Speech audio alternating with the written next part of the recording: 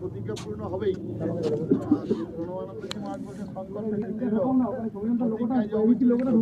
যাবতীয় স্মৃতি তার করা চালু করতে হবে।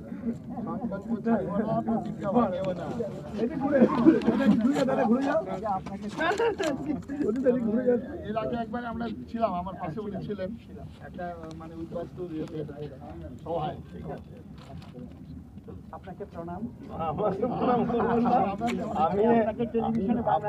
আপনার লড়াই আপনি, আমরা তো এই দেশে থেকে বাংলায় মনে হচ্ছে কবে বাংলা আলাদা হয়ে যাবে তার জন্য আপনি অন্য মানে বাংলাদেশে থেকে বাংলাদেশের অত্যাচারের বিরুদ্ধে লড়ছেন। আপনাদের লড়াই আমাদের থেকে অনেক হাজার আমরা ওখানে বসেই লড়াই করব।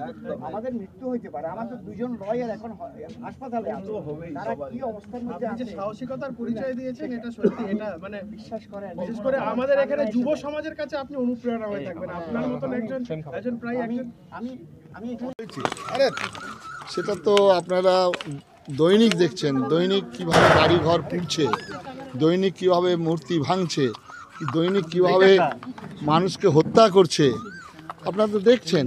প্রাণের সংশয় তো প্রতিনিয়ত, প্রতি মিনিটে মিনিটে ওনার প্রাণের সংশয়। উনি বেঁচে আছেন, এটা ঈশ্বরের করুণায় আছেন। কি উপদেশ দেবেন বা কি বলবেন? ওনাকে এখন 90 বছর প্রায় বয়স হয়েছেন ওনার। আমি ওনার আগে একসঙ্গে ছিলাম। এই বয়সে উনি এত বড় আইনজ্ঞ, তাকে কি বলবো? তার পাশে দাঁড়ানো ছাড়া আর কিচ্ছু না, প্রার্থনা ছাড়া আর কিচ্ছু না। চিন্ময় কৃষ্ণ প্রভুর হয়ে লড়াই করতে গিয়ে একসময় দেখা গেছে ওনার উপরে আক্রমণ পর্যন্ত হয়েছে, কিন্তু এরপরও জানুয়ারি মাসে আবার মামলা আছে, সেখানে কি কোনো রকম করলে আপনারা কি ধরনের প্রতিক্রিয়া দেখাবেন বা কি? নিশ্চয়ই আমরা এখানে প্রতিবাদ জানাবো। আইনজীবীরা আমাদের এখানকার যারা আছে পশ্চিমবঙ্গের আইনজীবী, সমস্ত আইনজীবীদের নিয়ে রাস্তায় নামা হবে, সমস্ত আইনজীবীদের নিয়ে রাস্তায় নামা হবে। আমাদের বাংলার সমস্ত হাইকোর্ট থেকে আরম্ভ করে সমস্ত লয়ারদের আমরা ভারতবর্ষের জানাবো। আবার এর আগে আমরা দিয়েছিলাম, আবার বাধ্য দিতে হবে।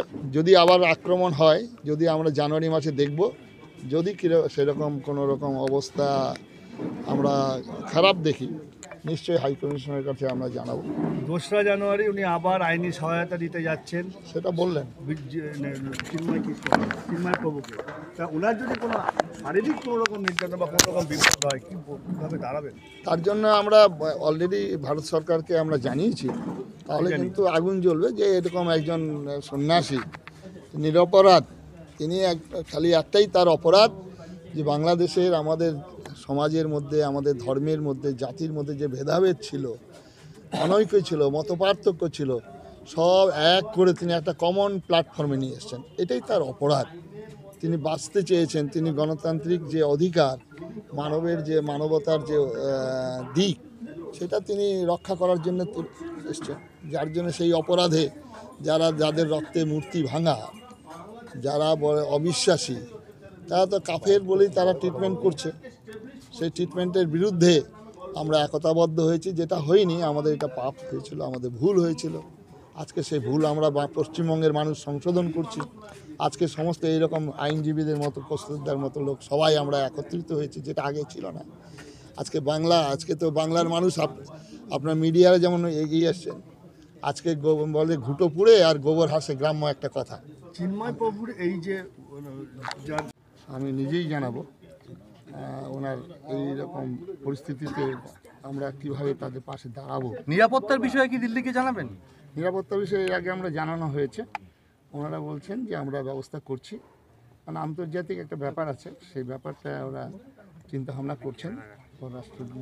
সংখ্যালঘু হিন্দুরা যেভাবে বাংলাদেশে আক্রান্ত হচ্ছেন, তাদের পাশে আপনারা কিভাবে থাকার কথা ভাবছেন? আমাদের ওখানে অনেকগুলো সেন্টার আছে বাংলাদেশে, এবং আমরা পশ্চিমবঙ্গবাসী এবং আপনারা সবথেকে আপনাদের ধন্যবাদ যে মিডিয়া এইভাবে দাঁড়িয়েছেন বাঙালি হিন্দুর পাশে।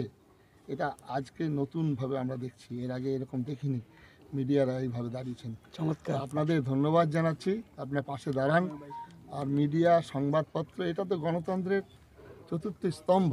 আপনারাই তো তুলে ধরবেন। আজকে আপনারা যারা তুলে ধরছেন তাদেরকেও নানা রকমভাবে হেনস্থা, ভয় দেখানো হচ্ছে।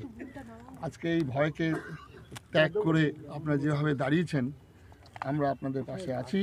অর্থাৎ- পশ্চিমবঙ্গবাসী আছে, এর আগেও বাংলাদেশের মানুষকে যেভাবে আশ্রয় দিয়ে পশ্চিমবঙ্গ বাংলাদেশের সময় যখন আমাদের শ্রীমতী ইন্দিরা গান্ধী 71 সালে যে লড়াই করেছিল, সেই লড়াই বাংলার প্রত্যেকটা মানুষ তাদের সাহায্য করেছিলেন।